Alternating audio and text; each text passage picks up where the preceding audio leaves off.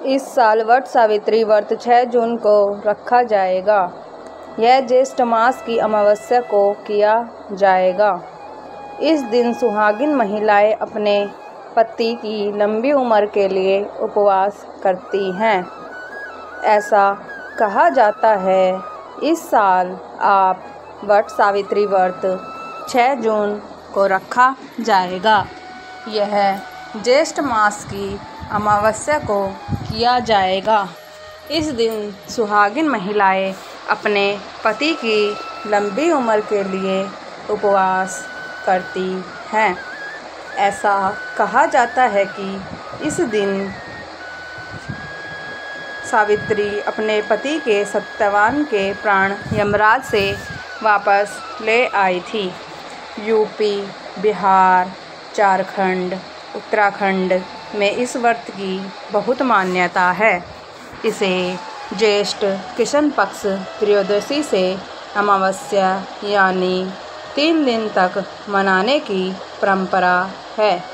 दक्षिण भारत में यह वट पूर्णिमा के नाम से ज्येष्ठ पूर्णिमा को मनाया जाता है। इस दिन बड़ के पेड़ के नीचे पूजा की जाती है। ऐसा माना जाता है कि जिस तरह बड़ के पेड़ की उम्र लंबी होती है, उसी तरह महिलाओं के पति की उम्र भी लंबी हो। वट वृक्ष को आयुर्वेद के अनुसार परिवार का वैद्य माना जाता है। पूजा करने से पहले से यहाँ सुने व्रत की कथा। पुराणों में वर्णित सावित्री की कथा इस प्रकार है। राजा अश्वपति की अकेली संतान का नाम था सावित्री। सावित्री ने राजा धुमतसेन के बेटे सत्यवान से विवाह किया। विवाह से पहले उन्हें नारद जी ने बताया कि सत्यवान की आयु कम है, तो भी सावित्री अपने फैसले से डिगी नहीं।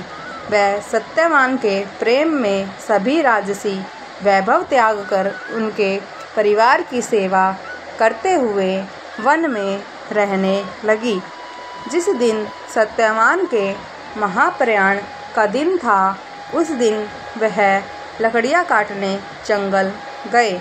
वहाँ मूर्छित होकर गिर पड़े। उसी समय यमराज सत्यवान के प्राण लेने आए। जिस दिन से उपवास में रह रही सावित्री उस घड़ी को लेख जानती थी, अतः बिना परेशान हुए यमराज से सत्यवान के प्राण वापस देने की प्रार्थना करती रही, लेकिन यमराज नहीं माने। तब सावित्री उनके पीछे पीछे ही जाने लगी। कई बार मना करने पर भी वह नहीं मानी, तो सावित्री के साहस और त्याग से यमराज प्रसन्न हुए और कोई 3 वरदान मांगने को कहा। सावित्री ने सत्यवान के दृष्टिहीन माता पिता के नेतों की चौथी मांगी, उनका छीना हुआ राज्य मांगा और अपने लिए 100 पुत्रों का वरदान मांगा। तथास्तु कहने के बाद यमराज समझ गए कि सावित्री के पति को साथ ले जाना अब संभव नहीं, इसलिए उन्होंने सावित्री को अखंड सौभाग्य का आशीर्वाद दिया और सत्यवान को छोड़कर वहाँ से अंतर ध्यान हो गए। उस समय सावित्री अपने पति को लेकर वट वृक्ष के नीचे ही बैठी थी। इसलिए इस दिन महिलाएं अपने परिवार और जीवन साथी की दीर्घायु की कामना करते हुए वट वृक्ष को भोग अर्पण करती रही, उस पर धागा लपेटकर पूजा करती है। दोस्तों, इस वीडियो का उद्देश्य सिर्फ आपको बेहतर से बेहतर जानकारी देना है। इस वीडियो में हम किसी भी तरह का कोई दावा नहीं करते हैं।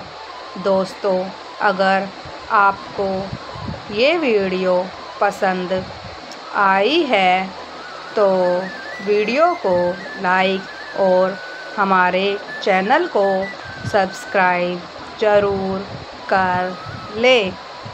धन्यवाद।